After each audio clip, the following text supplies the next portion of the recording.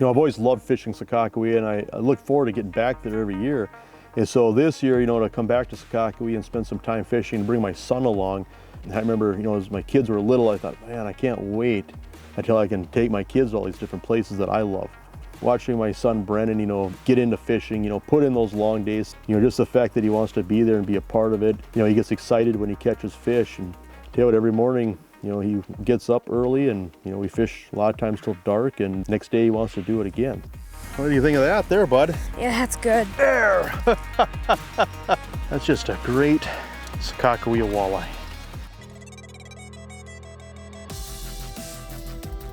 There he is. Oh yeah. Those are big smallmouths anywhere.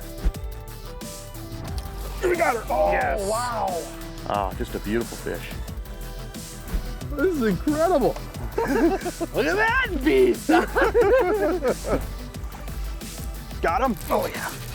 Getting silly now. Keep on doing it. Oh, good fish. I don't ever get tired of catching fish like this. Wow, that is gorgeous. Jason Mitchell Outdoors is brought to you by Shields, Crestliner, North Dakota Tourism, Blackfish, Bismarck Motor Company, Salmo, Travel Manitoba, and Jason Mitchell Elite Series Fishing Rods.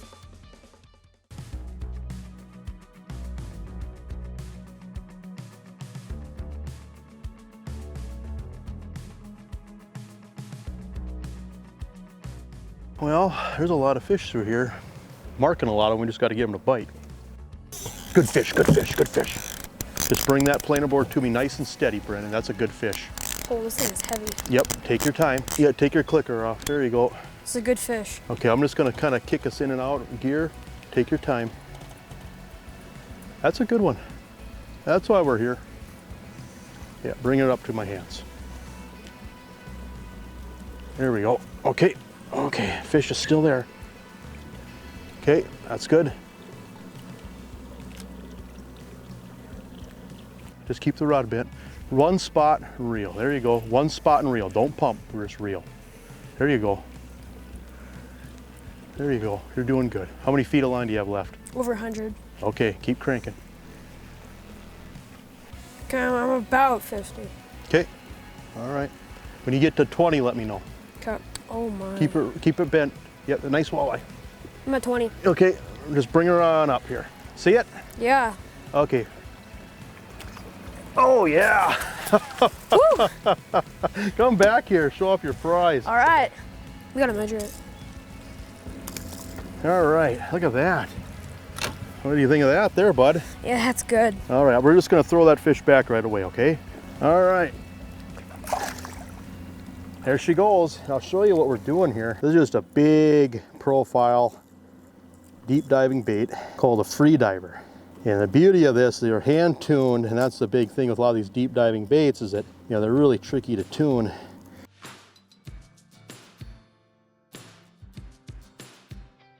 So a lot of times you're going to encounter pretty good water visibility, especially if you're by the old river channel. And so, you know, these fish are keying in on smelt. That's the primary forage. They'll eat other things as well, though these fish are opportunists, but you can't go wrong with these smelt profile baits that have a lot of white in them. You know, just something that mimics a smelt. You know, obviously something that has some chartreuse in it, it's always a, you know, a good selection, a good option to try. But don't overlook dark lures. Purple and pink, that's probably one of my favorite colors out here. And I think what it is sometimes these dark colors get silhouetted where these fish can see it from longer distances. And so definitely purple, your chartreuses, and just your colors that, you know, have that white smelt theme. Good colors on Lake Sakakawea. Front rod, front rod. Go up, come up here and grab it. I want you to do, bring the reel and planer board slowly to me. Slowly to me. Should take the clicker off. There you go. Okay, bring her up. Okay, now reel that planer board right to my hands. Keep the rod in one spot. Keep her coming. All right. All right, here we go. Okay. Okay, now bring in the fish. Just keep your rod in one spot and reel. There you go. See if we can get that fish to ski. Oh yeah, it's like a nice walleye. Yeah, here, I'll get the net out here. Yeah, bring him right up this back corner here. Can we keep fish tonight for eating? Or? You want to eat a few? Let's do it. You know, this would be a perfect eater. Bring them on in. There. All right. Woo. Sakakawea gold there, Brandon. Let's do it. All right, I'm gonna put this rod here back in the rod holder. So we got lead core out, we've got deep divers out. Classic mid to late summer fishing on Lake Sakakawea. And basically these fish are relating to deep structure and they're relating to smelt. You pull out over 40, 60 feet of water right now, there's all kinds of smelt. We're trolling anywhere from 25 to 35 feet of water, but just a great way to catch, you know, dog day summer walleyes. Jason Mitchell Outdoors is brought to you by these industry leaders.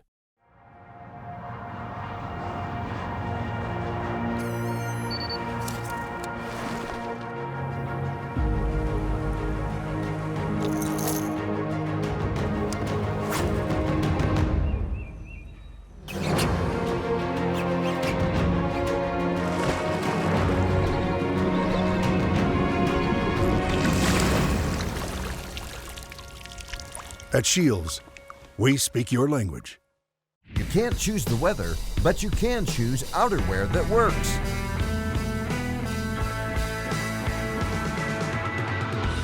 Technical apparel, rain gear, soft shells, sunwear,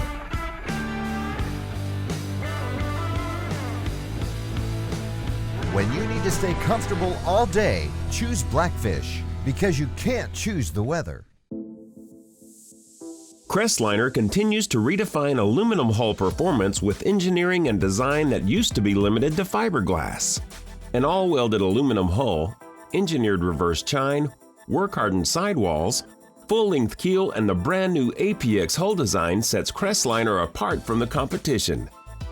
Backed by their limited lifetime warranty, now is the time to rethink aluminum. From the makers of the legendary Salmo Hornet, meet the new Salmo Freediver 9. Capable of reaching depths over 25 feet, the Freediver has set the new standard for deep diving walleye crankbaits. See that Freediver, that fish just mugged that bait. Individually handcrafted, tank tested, and tuned by Salmo artisans, every Salmo lure produces perfect action every time. Catch more fish with the new Salmo Freediver 9. You know, so you look at, Lake Sakakawea, it's a massive body of water, and, not all the fish are doing the same thing, but when these fish pull out over that deep water, and a lot of times it's just a sharp break, and I think what's happening is, these smelt are everywhere out deep. A lot of times you're marking smelt, you're marking bait fish, and these walleyes are just pinning those smelt against that sharp break. And so a lot of times we're trying to find these sharp contours that are anywhere from, say, 20 to 35, 40 feet of water with maybe a little bit of a ledge. Usually you're going to mark bait fish, and usually you're going to mark fish if it's any good at all. The fact is that, some of these trolling runs, they might be mile stretch off the shoreline, or it might be a mile stretch off the old river channel, and it takes a while, but you can move around and just kind of work the ebb and flow of the fish as they move as well, because sometimes these fish might move up or down a half mile in a day or more. And what's really exciting about trolling in my mind is that you might have that downtime where you're looking for fish and not finding them, and then you get to a zone where you find the fish and you can literally fill up the boat in a short amount of time. And that's why trolling can be so explosive, and a lot of times it accounts for some of those big fish each year.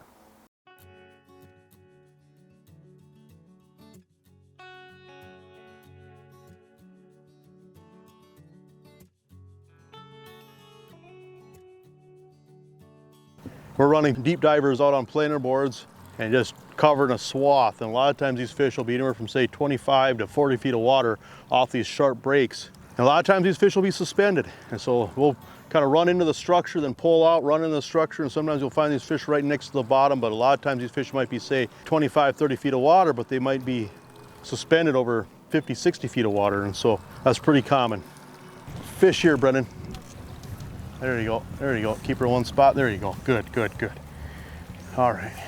I'm gonna have to kind of straighten this out here. Just do it. When you get, about 30 feet back, let me know here. Okay. How's he feel? Not too big, but not too small. All right. Not too big, not too small. How many feet do you have left? 70. Well, we need to put a few more in there for dinner, so Yep. you have to get to work. Oh yeah, there's a nice walleye. Bring them on up. There we go. Is that a bass? No, that's a walleye. All right. That's a nice fish there, Brennan. That's a dandy. What do you think of that, Brennan? That's good. Yeah, you want to hold on to her? Yeah, Here, hold her up. That's your prize. What do you think of that? that's a good. It's a nice fish. All right, go ahead and put her in there, bud. Nice work. So every day when you're trolling, you're trying to find the right lure, the right profile, the right speed, the right color. There's all these different variables, and it's a chess game where every day it changes. And so that's the lure for trolling for me. But that being said, one thing that I personally believe in when I'm trying to put this program together is don't put all your eggs in one basket, but always be experimenting with at least one rod. And so that's why a lot of times I'll leave a lead core rod out, or I'll leave a snap weight, or something different. So that way as those fish change and things change through the day, I've got something that I'm trying different things with all the time. And so, maybe half your rods, 2/3 of your rods, go with what you know is working at the moment, but then just keep that variable, keep experimenting with that one, at least one rod. That'll help you kind of adjust with the day as the day progresses.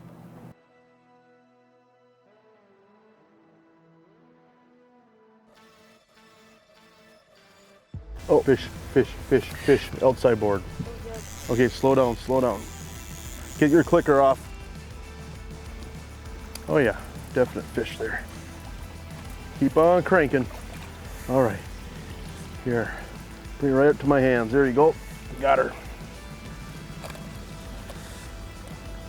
Oh, there. Yeah. Oh, yeah. See it back there? Yeah. All right. Came back. What do you got? Walleye? All right, bring it right in.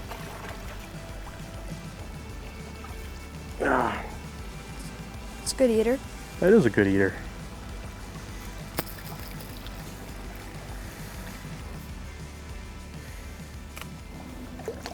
There.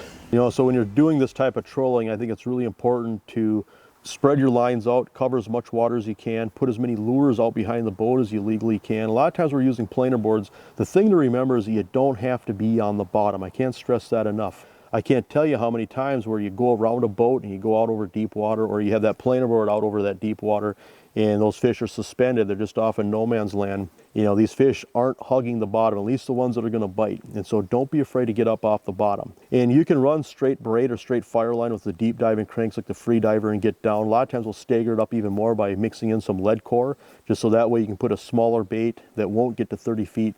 You can get that bait down there. That's the chess game. You're trying different lures, you're trying different things until you start to get bit. And when you're marking fish, that's really when you need to hustle and, and change things up if it's not working, because those fish are there. And it's amazing. One lure, one color, one speed, it'll be just something that triggers those fish. What really gets in your head is that that's what's happening in your boat. At the end of the day, you talk to somebody else who's fishing completely different program, same type of pattern, they'll swear by a different color and a different bait. And so it's just trying to find those windows and just changing things until you find what the fish in that school below the boat want at that particular moment. Just very effective. It's something anybody can do. Don't be intimidated by it. Line counter reels. You can get a precision trolling app right on your phone where it'll show you how many feet of line to let out for each lure to get to a specific depth. And so once you get the line counter down and once you get the trolling app down, it's really effective and really easy to do. Inside board. This one's good. This one's good. Yep. Take your time. Bring it right up to my hands. All right. Okay, really steer it out. Keep the rod bent. Bring it high, high, high, high. Lift that fish up. Get him up. Get him up. Keep coming, keep coming. Keep her coming. It's a good fish. Okay. Oh yeah, take your time. Okay, steer her out here. Bring her way out. Reel, reel, reel. Okay. All right. Is it a walleye or? Yep, keep her coming. Keep rod bent. Bring her way out. Way out. There you go. All right, got her? Okay, here we go. There. Yep. Nice walleye. All right, here, I'm gonna grab the pliers here. Okay. Look at the shape these fish are in. And you come out here and you just see these massive schools of smelt. The amount of bait fish in here right now is incredible. What do you think, Brennan? Make a good team, huh? Yeah. Well, they're up there. Awesome. Yeah, Sakakawea is just a magical place. Same lure, different color. We've been kind of mixing up, just trying to see what these fish want. And you know, white hues and dark purple hues and pink hues have been kind of the only pattern we've been able to figure out as far as if there's any definite preference for color. But you know, one big variable in my mind that can really affect your fishing, especially on reservoirs like Lake Sakakawea, but I've seen it on other Missouri River reservoirs as well, is the direction that you're trolling, in the sense that a lot of times people like to troll with the wind. It makes everything a lot easier, especially reading your planer boards and steering the boat. But definitely something to experiment with is if you're going through all kinds of fish, or you're marking bait fish and you're marking those big marks that you think are walleyes and you just can't get them to bite, try spinning around and hitting those fish from a different direction, different angle. And sometimes that's more important than changing your baits or changing the color of the lures. There you go, Brennan. Good. All right, grab it. It's good fish as well. All right, slow down. Take your time. All right. Yep, steer them right behind the motor there. I'm just controlling the bow with the bow mount, which with autopilot and stuff makes it pretty easy. Bring your rod right up here, a little higher. There you go. Okay, oh yeah, look at there. Is that a walleye? Yeah, that's a nice walleye. Come on up here. Don't lift them, just ski them. There.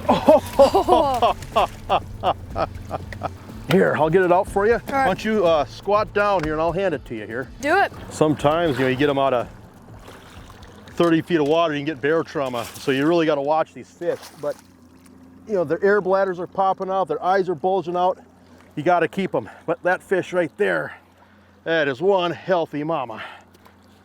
Tell you what, here, why don't you hold on to her there, and why don't you toss her back in? That's, oh, don't drop her. There you go.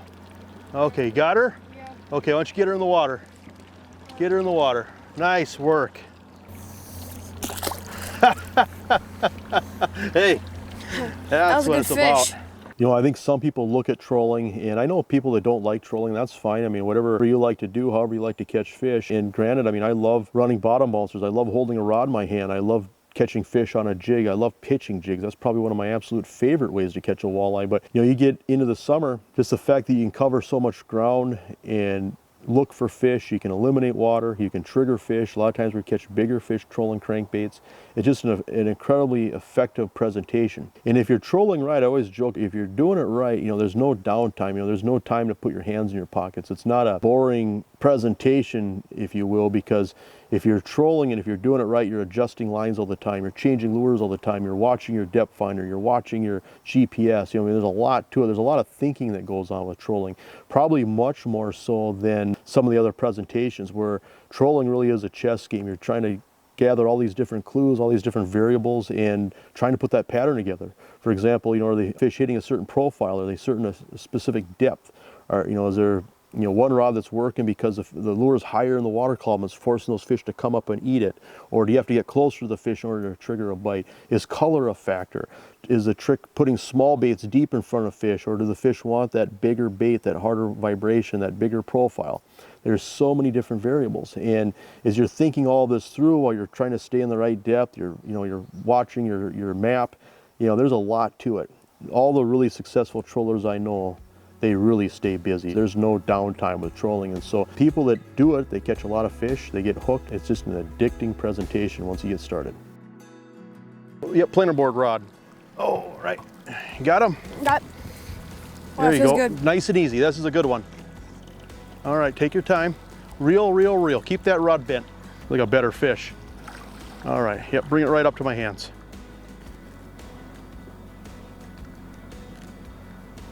Okay, reel. Okay, take your time.